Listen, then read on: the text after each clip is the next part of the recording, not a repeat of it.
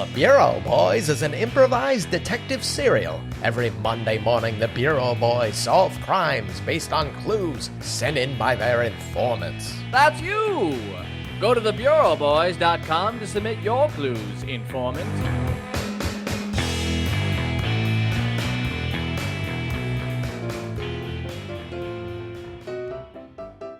Thanks to informant Anthony for this week's clue for the case of the Batty Billionaire.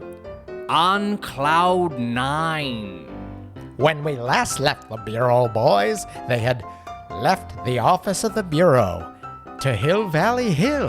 And atop Hill Valley Hill, there sits the Albright Estate/Mansion. Its opulence is one to behold from afar. Its bejeweled castle towers are the envy of every citizen in Hill Valley.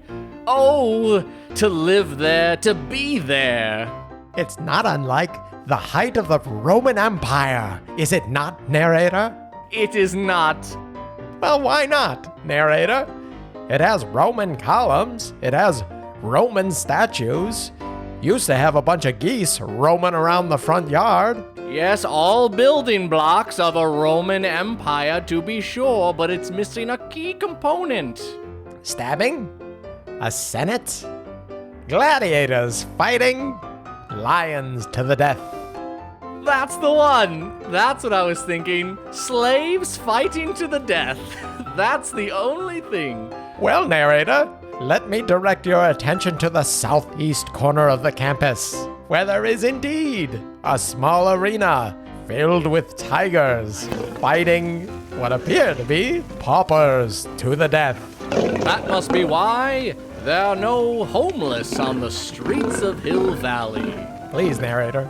Unhomed, I believe, is the appropriate word. Thank you. I'm not the most politically correct narrator in this business. Anyhow, narrator, the Bureau Boys roll up to the front gate of the Albright Estate, where they are stopped at a guard booth. Well, what can I do for you, fancy fellows? Hello. Hello. You must be Carl. That is my Christian name. What's your pagan name? Moon Center. Oh, nice to meet you, Carl. / Moon Center. I'm Detective Potter / Reed Weaver. Nice one, Detective Potter. That's actually my pagan name. Oh, shoot. And I'm Detective Riley. Pagan name. Idol worshiper. What? I wish I had said idol worshiper. Okay, I'll see. My pagan name is worshiper of idols. Did I say that right? It's close enough. All right. Well, I don't suppose you came out here just to exchange niceties. What can I do for you, fellow pagans? Detective Potter flashes the mark of the beast. Thanks, Carl. Yeah, we're here to we're detectives, investigators, private investigators. It's a good thing to know that those of us keeping the faith, hint, hint, have risen to stations of prominence within law enforcement. It pleases me. As Carl says, hint, hint, he extends his hand, almost like a handshake, but clearly initiating a secret handshake. His hand is limp, like a dead fish, just waiting for a stiffer hand to grasp it and initiate the pagan hand ritual. Narrator, in keeping with the goings-on right now, I would say his hand is limp like a recently slaughtered calf. No? Detective Potter and Detective Riley both extend their hands at exactly the same time. They interlace their fingers with Carl's long fingers. Then they all look at one another with a crooked smile and perform a little dance with their fingers interlocked, much like a dance around a burning effigy or in keeping with the goings-on, the smoldering corpse of a virgin. I feel like a burning effigy was in keeping with the goings-on of what's happening right now, but I appreciate the extra illusion, narrator. Can I just say, Detective Riley and Detective Potter are kinda crushing this finger dance, making me think that maybe they actually are pagans. I was kind of surprised that Detective Riley didn't immediately have a pagan name. I figured that was his thing. I was disappointed in Detective Potter's pagan name, so it must be real. Well, That was tiring. I've been skipping Fingers Day. that was exhilarating. Moon Center, thank you for the dance. Well, it's my pleasure. I haven't danced with a man's fingers in many moons. It feels good. Moon Center. Detective Potter points to the thousands of goose corpses just on the other side of the gate. Can you tell us anything about those? Well, those white devils in the lawn? Detective Riley, Carl seems to have bought into what Peter Albright was saying about the geese. He hates geese too. Right. He's definitely drank the Kool-Aid on that one. But why? Well, why are the geese so hated? Let's ask him. Carl, what are you saying about the white devils? Why do you hate geese so much? Well, you don't know? No, that's why I asked. That's kind of what an investigator does. Asks about things he doesn't know. If I asked about things I knew, I'd just be a talk show host. Well, start a podcast, why don't you? Those white devils have been shitting on our livelihoods for generations, and it's high time they meet their fate. Carl, when you say our property, are you talking about the Albrights' property, or are you just talking about geese in general? Do you own the Albright estate? Of course I don't. I'm just employed by the great and mighty Peter Albright. The way you were saying it, I thought you were going to say Peter Oz. The great and mighty Peter Albright has sworn death to geese, for they are the enemy of Airplanes. the Enemy of the outdoors. I think we established that already, Carl, as air conditioning.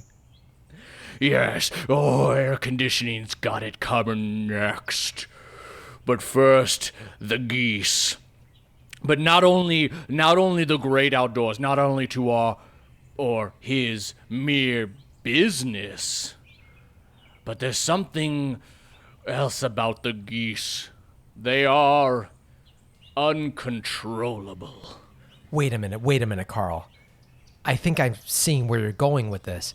Peter Albright built part of his fortune on the seat of, no pun intended, the pants that became picnic pants. Mm-hmm. And if geese are shitting everywhere and you take those pants off, lay them, which, by the way, Detective Riley, I guess I never really thought that you'd take the pants off to actually have the picnic so you'd be pantless during the picnic. But anyhow, when you take the pants off, lay them down as a picnic basket. If you're laying it in goose shit, when you go to put those pants back on, suddenly you've got legs filled with They're goof shit. covered in shit. Damn, I get it, Detective Riley. I get why Peter Albright hates geese. Now, boys, we have been recruiting new Pirates? just recruits to our geese hunting legions. Will you join the call and take up arms against our mighty white foe? Detective Riley, he said legions just like the Romans had. Yeah, you're right. There is some weird similarities, but they don't even have gladiator fighting, so there's probably not even related. Detective Riley turns to his left and notices gladiators training in a ring of combat. Oh my god, I take it back. I was just convinced. Carl, listen, we're not here about the wild beast fighting and the gladiators and what seems to be some sort of indentured servitude situation that you have going on here. We're just here to do a wellness check on Peter Albright, Sr. and Jr., a wellness check on the Peter boys. That seems highly unnecessary there. First of all, Peter Albright is in the best shape of his life ever since he started hunting and murdering geese with his bare hands. And, young Peter, well, he's just a scamp that's out there doing the devil's work, so he's a good kid. Now, Carl, are you saying that Peter Albright is just in good shape? Are you sure that you're seeing Peter Albright? Are you seeing maybe a guy with makeup, maybe clown makeup, or maybe like a sort of like almost like a luchador's mask that talks like this? Yeah, and like maybe wearing strange little bells on little curly toed shoes, and only half his face is painted, and he carries a big gun. Yeah, maybe does sexy things with a bullwhip every once in a while. Maybe. Go on. I was just grunting in affirmation that I was listening. Oh, okay. Do you want me to keep going? No, I think that's enough. Yes, of course. The Peter you're describing, well, let's say Peter Albright likes to do a little role-playing every now and again. I hardly think that's cause for concern. Okay, so you have seen Peter Albright dressed as, I'm just going to say it, all the Batman villains at once? Detective Riley, that's a fair way to say it, right? No, yeah, all of them at once. That's you nailed it. Okay, that's a fair description of what's going on, but it's really only between the hours of 1 a.m. to 11 p.m. I hardly think this is cause for concern. There's at least a solid 2-hour window where he's completely normal. Carl, can I change gears for a second and ask you a different question? Other than that question that I just asked? Yes. Do you know where Peter Albright was last week on his quote-unquote business trip? Well, of course, he was at the most important conference of the year with many great business people from around the world. The Hunters Club. The Hunters Club? You mean the Hunters Club that just 5 years ago was embroiled in a controversy because they were hunting humans for sports in the Las Vegas deserts? That Hunters Club? Just then, Carl, Moonface, grabs Detective Potter. Was it Moonface? I think it was Moon Center. You're right, narrator. I'm getting all twisted. He has kind of a moon face, though. He's a little There's a lot of pie face craters. Yeah. You mean a pizza face? The acne scars. Yeah, that's right, narrator. Probably didn't have many girlfriends growing up, if you know what I mean. I do, and I sympathize. Well, when you're young, you gotta stick your nose to the grindstone if you want to be a great narrator. Anyway, enough about our personal lives.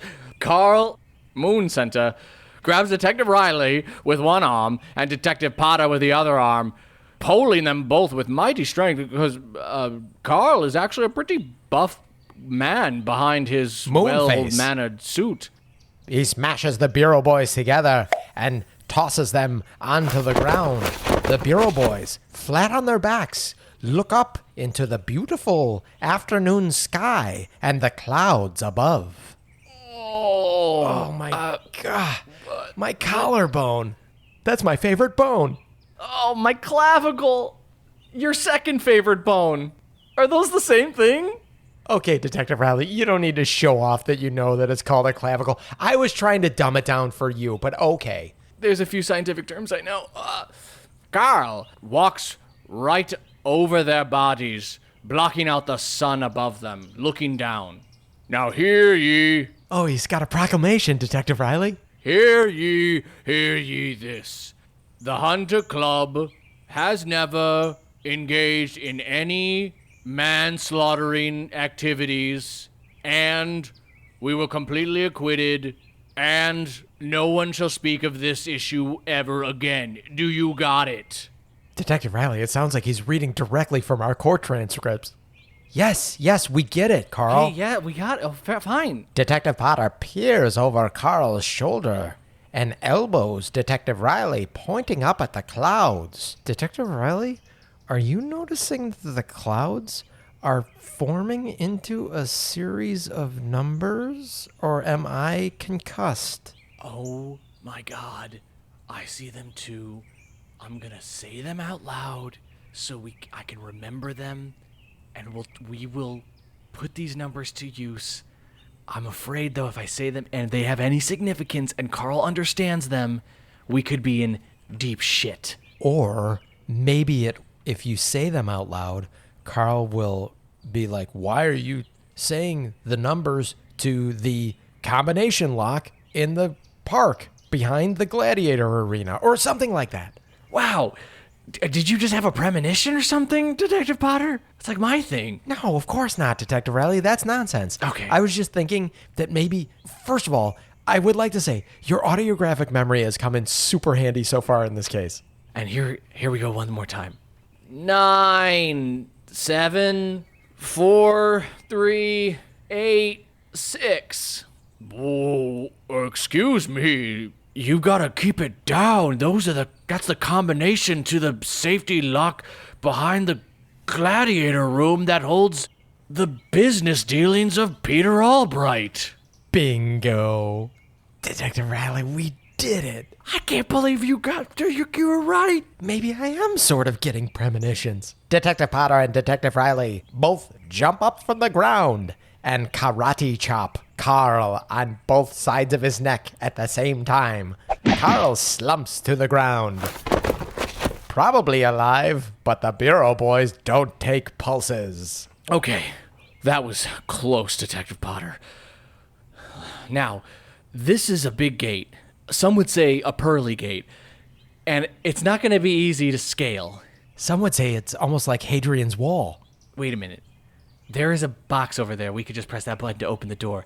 And then it's a matter of getting to that gladiator pit or beyond it. Agreed, Detective Riley. So, Detective Potter and Detective Riley reach into the guard tower, push the button, opening the gate. They sneak past the tiger pit. They sneak past the gladiators arena, back to the combination lock that leads to all Peter Albright's business dealings. Detective Riley, did you remember the combination? Here we go. Detective Riley does remember the combination because he has an audiographic memory. He plugs it into the combination lock. The lock springs open. As the lock springs open, the boys peer inside. Little do they know that they've been tracked by surveillance cameras all the way to this point. And an alarm starts to sound.